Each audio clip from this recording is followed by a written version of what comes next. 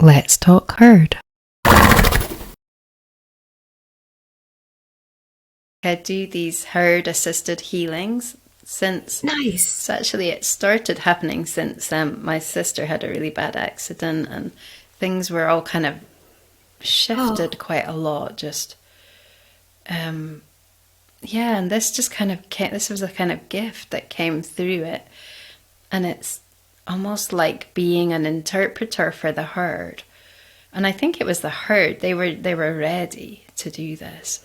And so we usually, I mean, we don't need to have somebody being a recipient, like we could just do it on a subject or something, but we also do it if somebody, wants healing. And so we invite them in, and it's just, I mean, it's like Disneyland or something, because it reminded me of what you said about that visual. It's so reminded me of it. It's just like the visuals are amazing. Like people might come in as a dove or as a big golden bubble or rose petals. Somebody had rose petals in their one.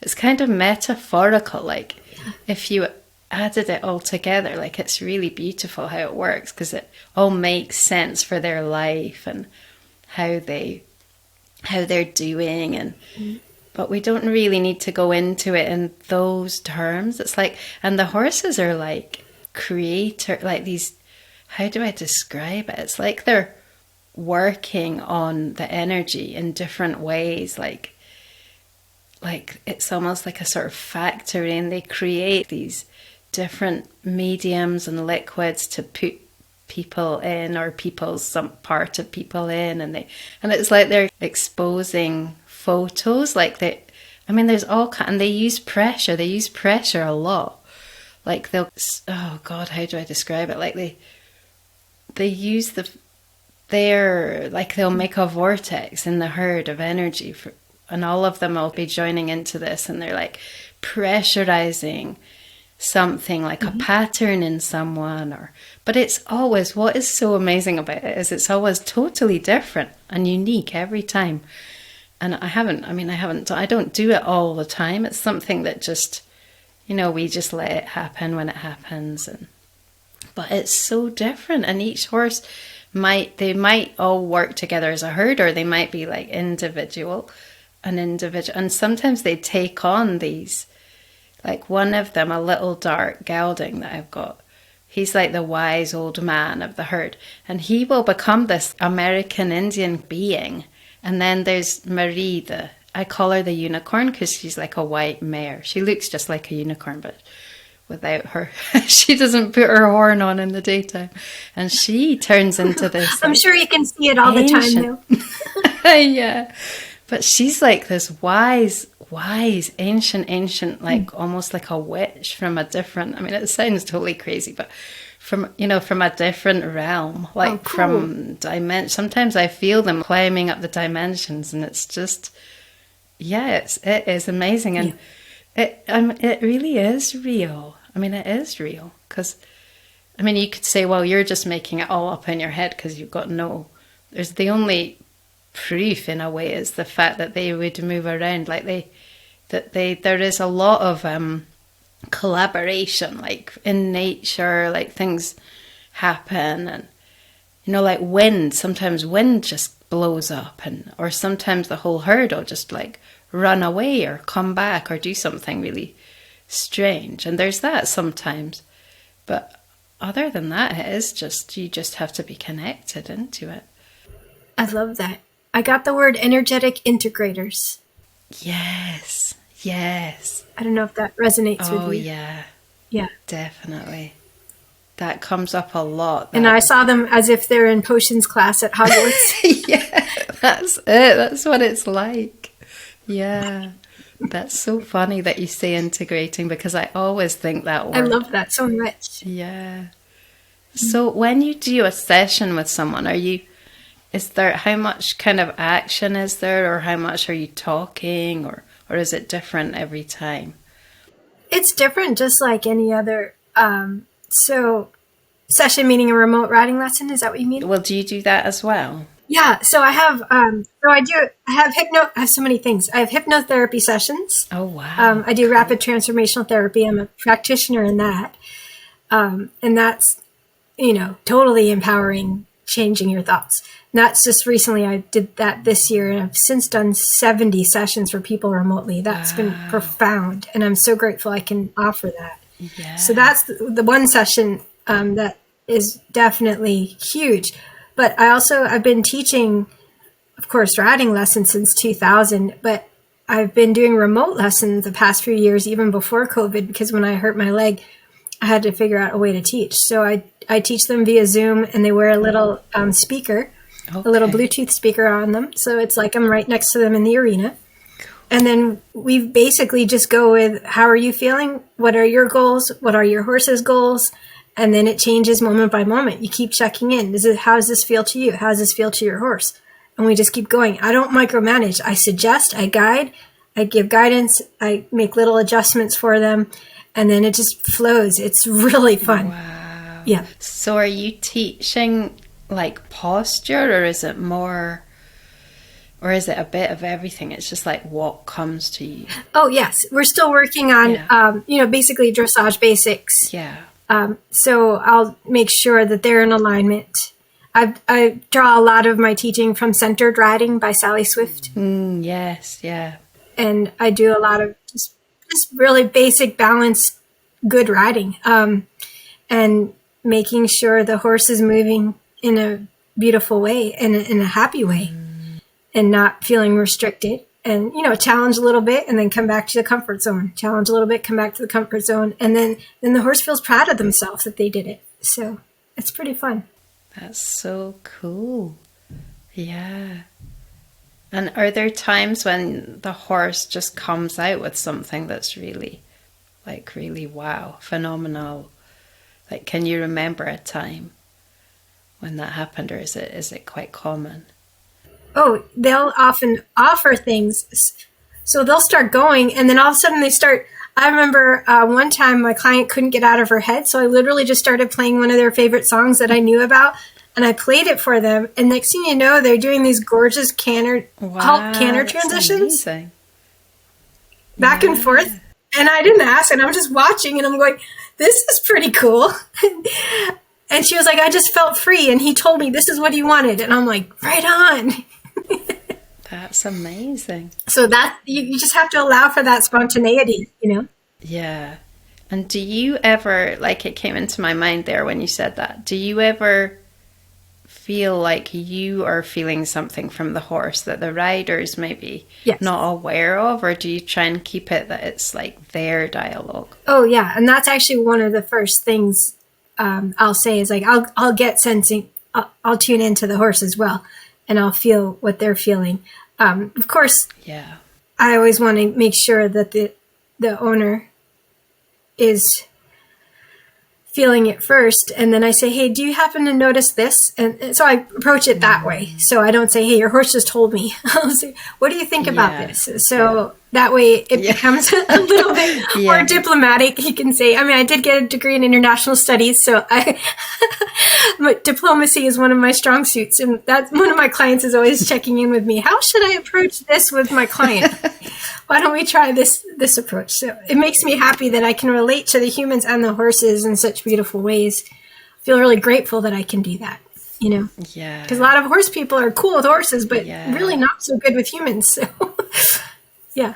Well, exactly. And I've come to really love that feeling of being able to enable someone. Like I kind of shy away from this thing of, there's a lot of this where you'll get sort of trainers who, they will sort of take over the horse and, they're doing stuff with the horse, and it kind of destabilizes their own guardian, because it's really about their relationship at the end of the day, like facilitating that. Yeah. And then it becomes very ego based on the trainers. Yeah.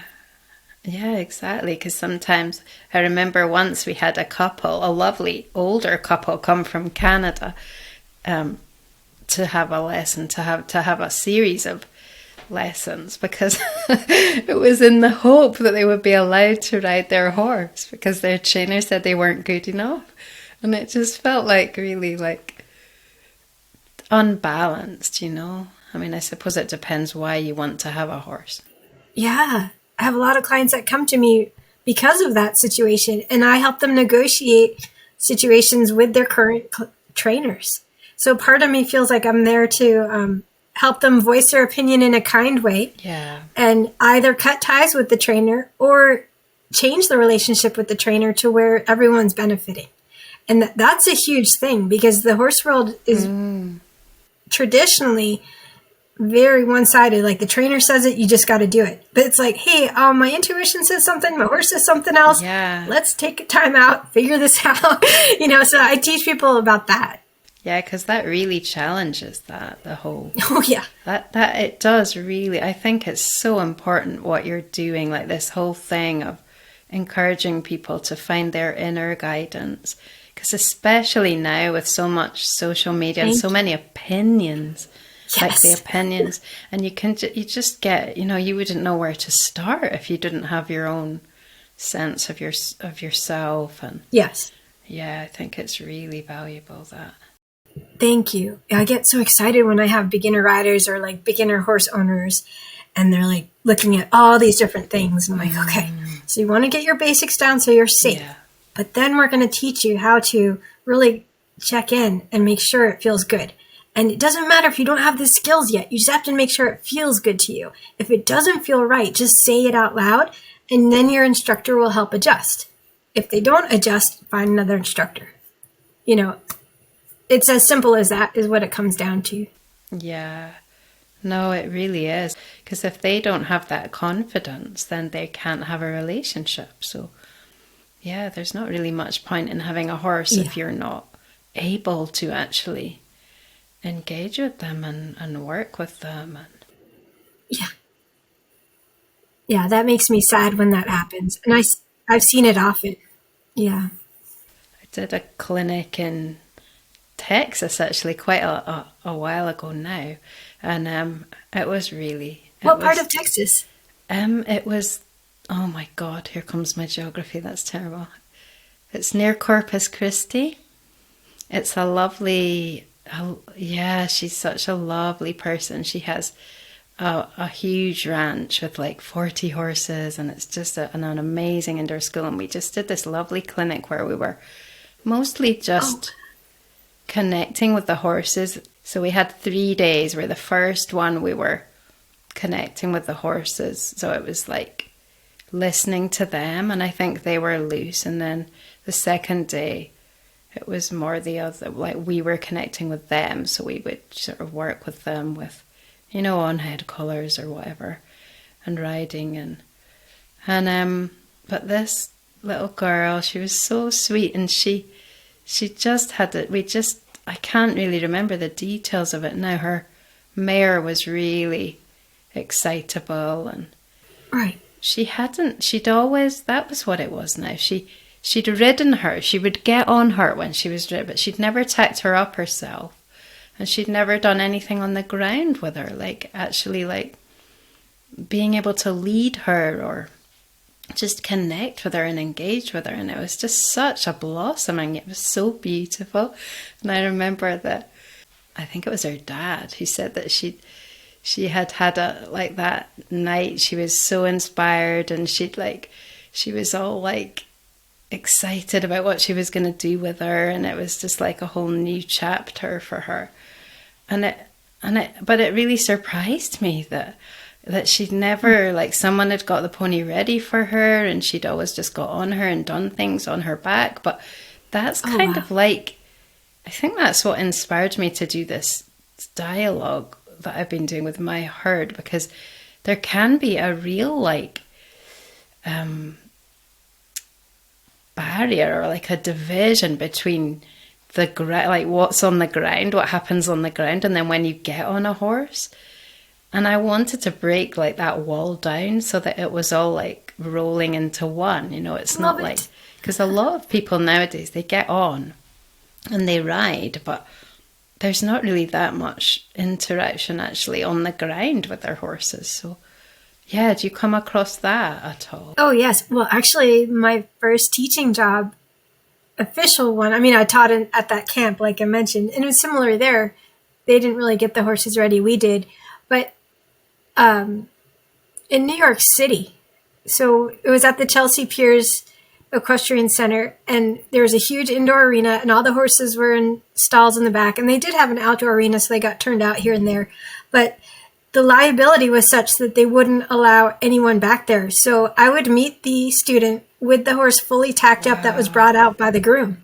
And so the student would get to ride, and then we'd send the horse back after we cooled them down. It was so awkward. And I was like, you're missing all the stuff. So as a child, I grew up on Long Island at a beautiful riding school that taught us all the basics of, getting the horse ready, leading the horse, of course. But I didn't really learn any of the nuances of groundwork. I just knew how to be safe around them and get them ready and take care of them. It was a lot of what they call horse care. It wasn't necessarily horse connection. So when you're missing that and you have kids that are, especially city kids, that are just riding, at least they're getting that connection on the horse. That at least is a good thing. But then develop the relationship on the ground is amazing. I mean, like I said earlier, my pony encourages me to run around with him and play with him and feel safe to do that. And that's a huge thing, to be able to do that at liberty. A lot of people would be afraid to do that, but we have so much fun. And it's like our relationship gets better and better. It really is, though. Yeah. It's funny because doing that with horses actually can be, just in my experience I'm talking about, I feel like it can be challenging for them, horses, when you start doing that. Like sometimes they seem to feel like you're not so much threatening them, but just like asking a part of them to come out that's quite expressive. And I think to engage with that and to kind of go through that and be able to do that is really amazing. Yeah, peeling the onions, because many horses are guarded because they've been, naturally they know to protect themselves. And if they're not sure of something, they're going to either shut down or react in different ways. So when you offer the horse the feeling that they can be safe and express their emotions, it's like nothing else. But it's stages. You have to really take your time with it and know that every day is going to feel a little different. And don't take things too personally when your horse is like, not today. That's so true. Because we're like that too. We're not machines where we're like, go, go, go every day, right? Yeah. So it's just it's a blessing to be able to hold that safe space for the horses and let them know that they can be themselves. So when I met Pepper, he was very sweet and very cute and a little bit standoffish and not sure, like still kind of figuring me out, right? And now he's like head here, like trying to like eat my back of my head and like nudging me to play. And he just knows it's safe to do that. And I don't mind. I don't get mad at him for it. And I love it because his personality really shines now. Yeah. That's so, it just sounds gorgeous. Yeah. Thank you. And it'll be almost 3 years that we've known each other. So like I said, it took a while to get there. But you just have to be consistent and being clear. So when you're consistent and clear all the time, then the horse knows that they can trust you to then be able to express themselves. And I still wear a helmet when I run around with them. I'm careful, and I still like get these little moments like, well, that was a little too close. Maybe I have to be careful. You still want to be like really aware. You don't want to just like let your guard down completely. They are still animals that can hurt you. Yeah, it's funny that you say that because that's kind of where I'm going at the moment, is that whole thing of like us just being able to trust them, like me trusting them. Like I think the them trusting me bit, we've kind of, it's not like obviously they're not mutually exclusive. They're like interchangeable, really. It's like a flow between the two. Yes. But I feel like the focus for me at the moment is more on that, being able to trust, because especially with what we're doing with, getting on their backs and just having no form of control, and also no like wish to control. It's like, what do we do now? Well, we're doing it together, and it's like, it's really exciting, but it's also I realized when I did it the first time, my God, this is completely different, because yeah, I mean, there's just like... Yeah, we're inviting them to show them what they want to offer. Yeah. And it is quite, I think we maybe take for granted that that's already there, that we're capable of doing that. But yeah, I don't know. I think it takes I'm sure, yeah, I feel like I'm just at the beginning of that, really, of that journey. So. But that's exciting. Beginnings are always exciting, because then you're like, I wonder what could happen next, Yeah. Yeah. And then your cup is more open as well. Yeah. Exactly. Yeah, it feels like just this amazing potential, and it's all vibrational, and it's going to manifest, but the manifestation isn't as important as just like staying with that vibration, and also knowing that anything's possible. Like, just because I haven't seen it, I mean, I'm not saying that it doesn't exist, because I think we just don't know what's going on in other dimensions, and even on this planet. So many people are doing amazing things, but right. I feel like for me, it's like it just feels amazing to just allow that it could be look like something completely different, that we could do all of the riding without having to be the ones who channel it all and set it all up. Like, it could be purely like a two-way. It's almost like, when you're riding and you get to that point where you just like, it's your thoughts that are, you're just purely in that thought connection. Like, it feels like you're completely, and it does take a while to set that up physically, and to get into that stream. So what I'm imagining is just that stream, just that you don't have to set it up. That it just happens it's just there. From the minute that you see. Yeah.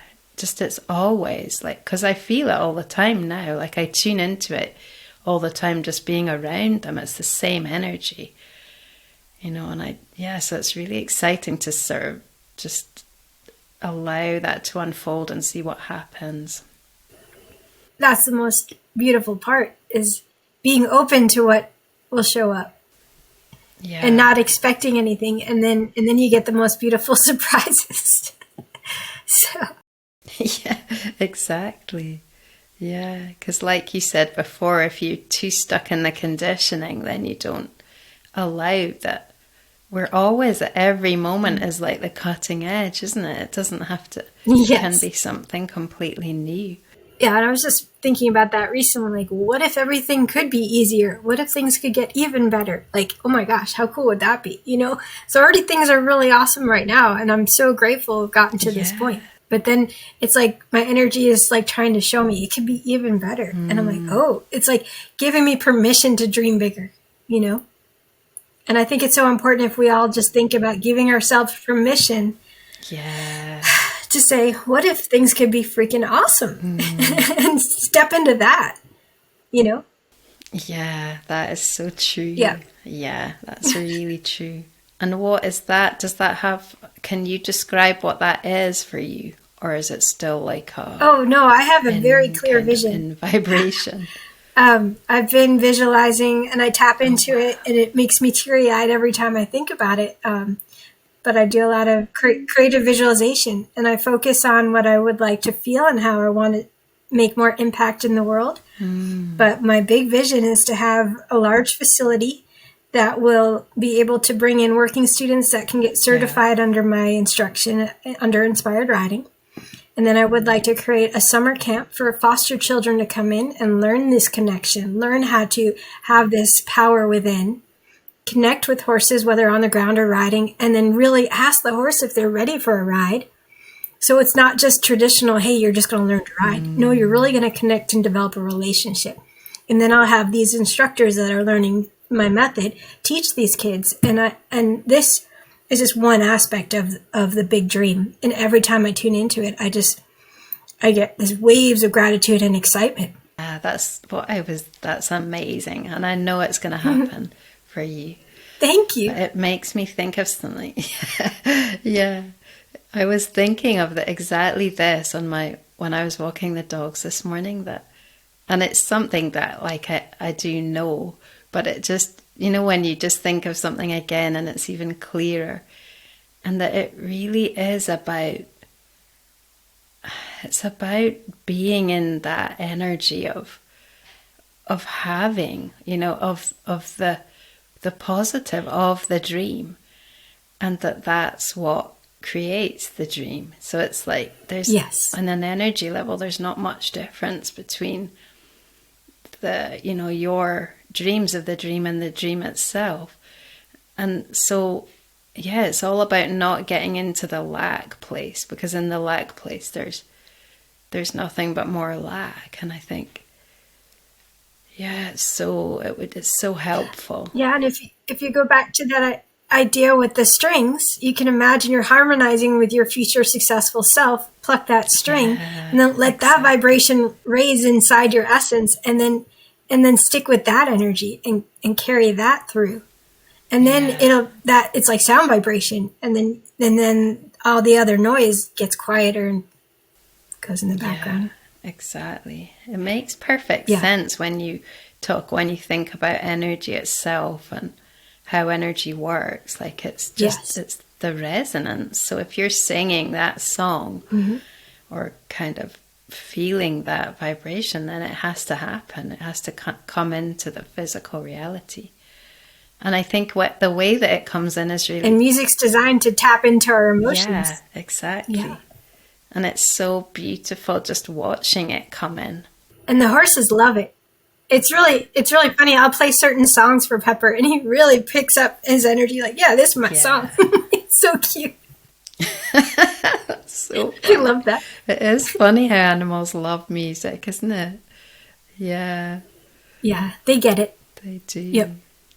Yeah. So this has been such a lovely talk. I really enjoyed it. Me too. Thank you so much. This felt really, really yummy and fun, and I think people should hopefully get some good golden nuggets from it. I love talking. I just love, because I didn't know. Yeah, I didn't really know the parallels, and then it always is amazing all over again that there's just so many parallels, like so many. And people are just discovering things, and it's just amazing, yeah. Oh, yeah. You just have to invite people to ask what they're thinking. It's just the same with horses. So you never know what magic is going to unfold. That's the beautiful part, is we're all so different. And the more we keep asking good quality questions, then that curiosity spurs on such beautiful energy around the world. So I really appreciate that you're doing this, and I commend you for it. So thank you again for letting me be a part of it. No, thank you. And it's amazing to feel, it's amazing to have you on the team as such, because I really want it to be a very, just really embracing, because I feel like there's a lot of fences still. That's quite a good way of putting it in equestrian, isn't it? That is a great analogy. Yeah. And I think we're really right now, just I'm sitting on the edge, and I'm like, come on over. Yeah. I mean, I think it's a case of I mean, it's a very difficult line, that, isn't it?